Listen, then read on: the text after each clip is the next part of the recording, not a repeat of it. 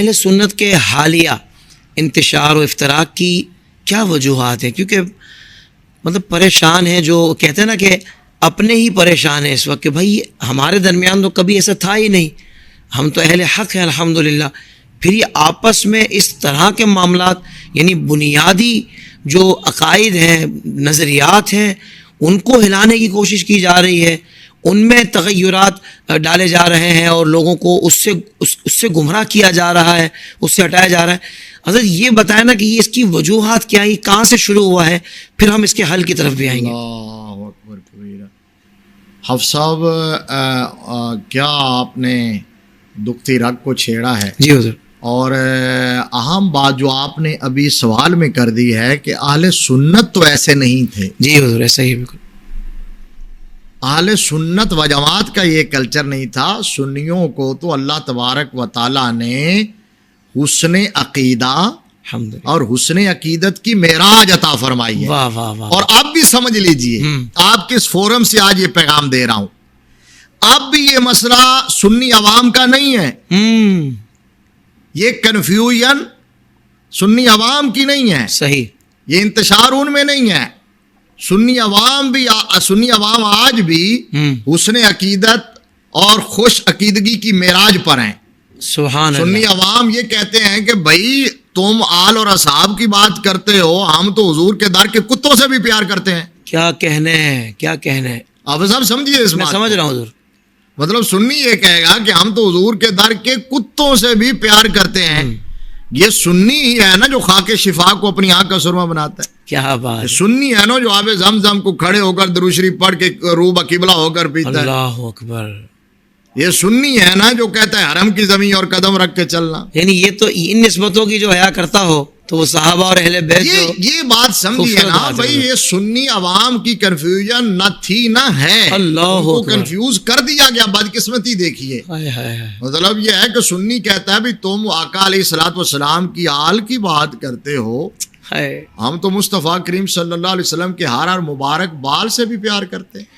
واہ واہ واہ واہ۔ منہ مبارک آل کی بات کرتے ہو، ہم تو بال سے بھی، سبحان اللہ۔ تم حضور کے صحابی کی بات کرتے ہو، اللہ، ہم تو آقا علیہ الصلوۃ والسلام کی پسندیدہ سبزی کا بھی ادب کرتے ہیں۔ اللہ اکبر، واہ واہ واہ، سبحان اللہ۔ ہم تو اس کو بھی کدو شریف کہتے ہیں۔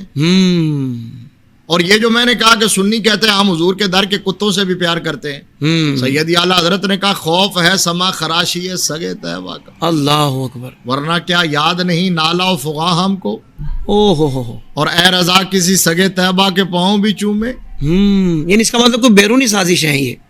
اب بلکہ اعلیٰ حضرت کہتے ہیں اس سے بھی آگے بھی ہمارا عقیدہ تو یہ ہے کہ حضور کے در کا کتا بھی بڑی بات ہے، پیران پیر غوث اعظم دستگیر تجھ سے در سے سر۔ اللہ، اب سازش کیا ہے؟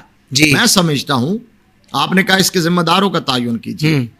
وہ انفلوئنس جو ہے، وہ جو باہر کا ایلیمنٹ ہے، جی ٹھیک ہے، وہ تو یقیناً ہے، وہ تو ہر دور میں رہا امت مسلمہ میں، اور پھر اہل حق کو منتشر کرنے کے لیے وہ تو ہماری تاریخ ہے، وہ تو کرتے ہی کرتے ہیں، لیکن ان سے ہمیں شکوہ نہیں ہے۔ صحیح، واہ، ان پہ ہمیں کوئی دکھ نہیں ہے، دکھ تو ان پر ہے جو اعلی کار بنتے ہیں جی، اہل حق ہونے کے باوجود۔ کیا خوبصورت بات ہے، واہ۔ اب وہ ذمہ دار کون ہے حافظ صاحب؟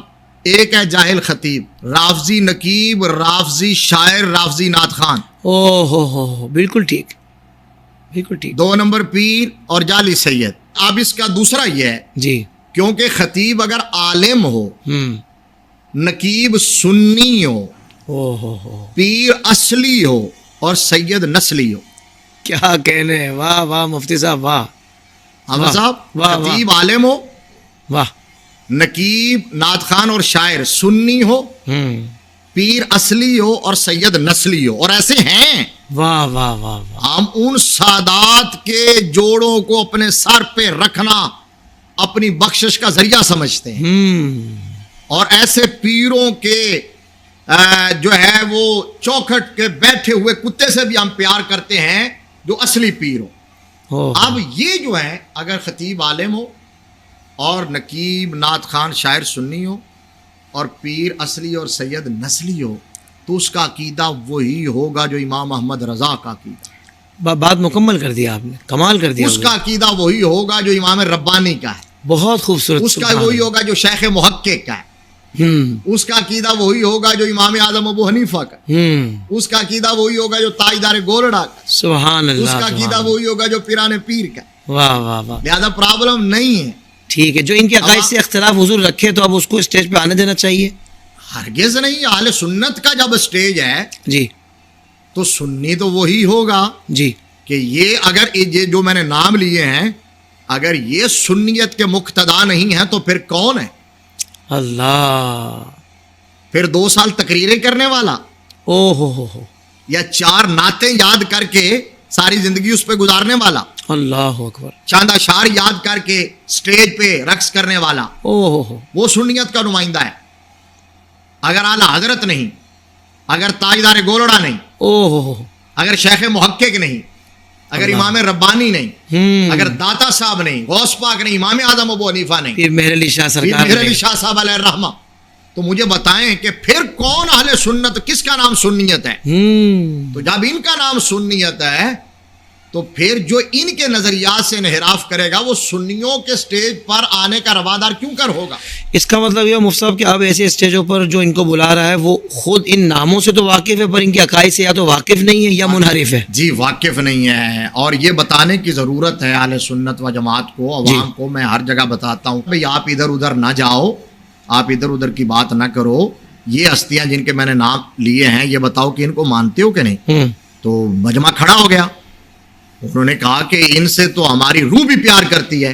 اللہ. تو میں نے کہا پھر جو ان کے عقائد ہیں وہ تم اپنا لو, انشاءاللہ تمہاری عاقبت سنور جائے گی. بہت کمال. واہ واہ واہ. باقیوں کو آپ چھوڑ دو, سبحان اللہ سبحان ادھر اللہ. ادھر نہ جاؤ, عام جیسے لوگوں کی باتوں میں نہ ہو. ہماری سنی عوام کو یہ بات سمجھ لینی چاہیے, اہل سنت و جماعت کو یہ بات یاد رکھ لینی چاہیے کہ آج کا کوئی سید, آج کا سید داتا گنج بخش سے اور مہر علی شاہ سے بڑا نہیں.